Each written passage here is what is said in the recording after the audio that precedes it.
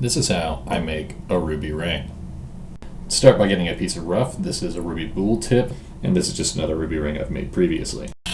So what I'm doing here is I'm cutting the ruby to size with a small diamond saw. I'm going for about a 10 millimeter size, something that's not too big, but something that'd make a good quality ring.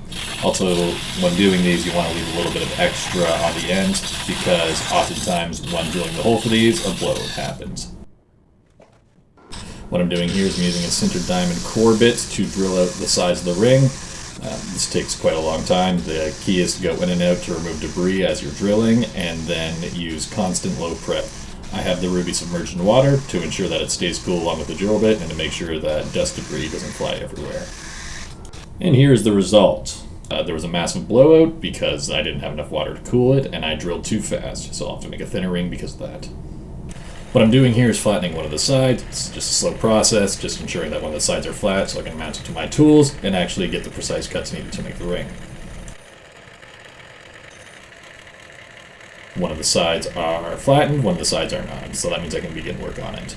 The next step is to attach it to a dop using UV resin, and then flattening the other side.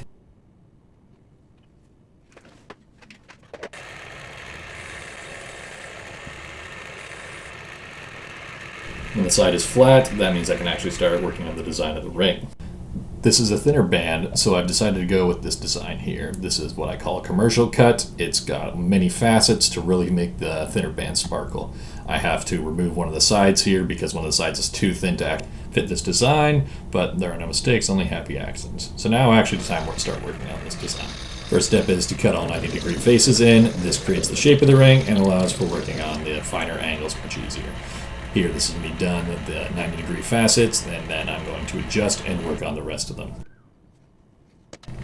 Now here I'm putting the initial faces in. This is 300 grit mesh. I'll be repeating this process 60 times before moving on to the next step.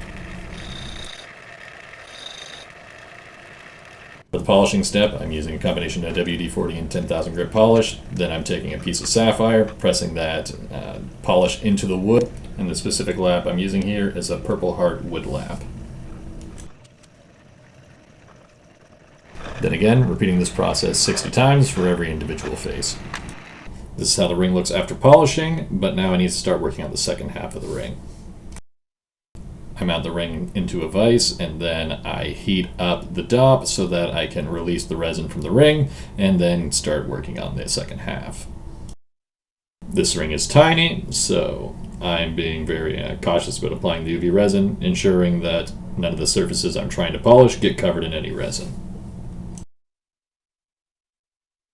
I then take a razor blade and try to scrape any resin that may have gotten onto the ring, and then it's just grinding, polishing, adjusting angles 60 more times until the ring is complete.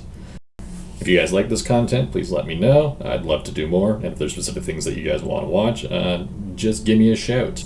Everything that you can see here can be found on my Etsy page. Here's just one final shot of the ring, about how it ended up, and then here is just a little glamour shot of all the other rings I've completed. Thanks for dropping by, and I hope you enjoyed.